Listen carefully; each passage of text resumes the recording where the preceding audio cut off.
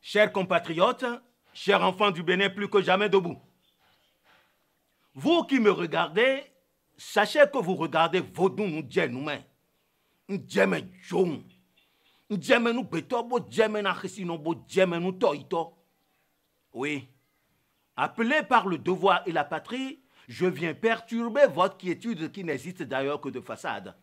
Vous tous politiciens de mon pays, vous tous administrés qui refusez de vous prononcer sur les dérives de l'heure, vous tous supporters aveugles, corrompus et inconscients, qui encouragez les va-t-en-guerre de la République, vous allez devoir m'écouter, quitte à vous de multiplier à mon encontre des invectives, des insultes, des menaces et des propos diffamatoires. Au nom de la patrie, la poitrine s'expose et aucun sacrifice ne sera de trop. Chers enfants du Bénin, plus que jamais debout. Quand il s'agit de tuer un serpent trop vénéneux et redoutable, il faut s'armer de grands moyens et ne jamais y aller par 4 chemins. Face à cette classe de politiciens aux abois, voici ma parade. Seule la République peut guérir les maux de la République. Pour une fois, pour vous parler, je m'en vais puiser dans notre patrimoine historique, dans ce qui nous lie en tant que nation, dans notre identité commune, dans ce qui fait la singularité et le charme de notre vivre ensemble. Chers enfants du Bénin, plus que jamais debout, depuis le milieu du 19e siècle, le grand monarque réformateur du Dahomey, Dada Guézo, ne nous enseigne-t-il pas que pour construire une nation, chaque enfant doit boucher de ses doigts la jarre trouée? Dans cet imbroglio électoral qui nous occupe ces derniers jours, j'entends des voix irresponsables, nauséabondes et lugubres s'élever pour inciter à marcher sur la République. Ce faisant, sommes-nous dignes d'être héritiers du roi Guézo? Vers la fin des années 1980, quel Béninois n'a pas souffert de la crise sociopolitique qui a secoué notre pays?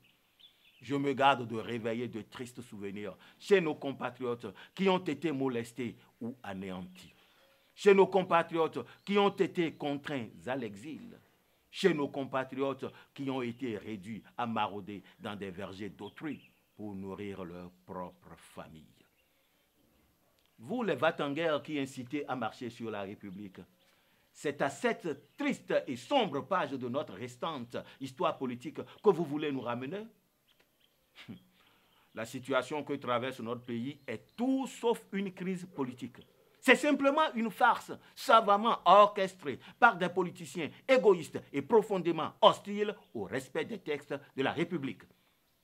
De pareils comédiens ne méritent guère d'avoir des spectateurs qui les applaudiraient. Quand il y a impasse, chacun doit œuvrer pour une résolution pacifique, diligente et efficace, au risque même de perdre ses intérêts personnels ou d'y laisser sa vie. C'est cela le devoir patriotique. Kaba et Biokera ne nous ont pas enseigné autre chose. Autrement, quel est alors le sens de la marche que vous projetez? Si vous créez des troubles dans le pays, pensez-vous que c'est au Togo, au Burkina Faso, au Niger ou au Nigeria que nous allons retrouver la paix et vivre heureux? Non, le Bénin est notre seule patrie. L'immense Alec Péraou nous l'a déjà enseigné dans l'une de ses chansons. Et maintenant, je me tourne vers toi, Patrice Talon, président de mon pays. Dans mon dernier poste, je te mettais en garde contre les vautours que je voyais venir, en décidant de ramener à la lumière des gens qui ont choisi de boycotter le code électoral. Quelle œuvre utile as-tu faite? Souviens-toi qu'à la conférence nationale des forces vives de la nation, lorsque la majorité a décidé de plafonner à 70 ans l'âge des candidats aux élections présidentielles, Feu Aromanegbe, Maga, Zinsou ont dû avaler la nivaquine, respectant ainsi l'esprit du nouveau projet de constitution. Pourquoi alors, toi, président de la République, tu as tenté de rappeler des politiciens décidés à briser la voie de la majorité, ici consacrée par un code électoral et une charte des partis politiques régulièrement votés? Pourquoi ça? Écoute, dans ce dossier, voici mon dernier avertissement à ton adresse.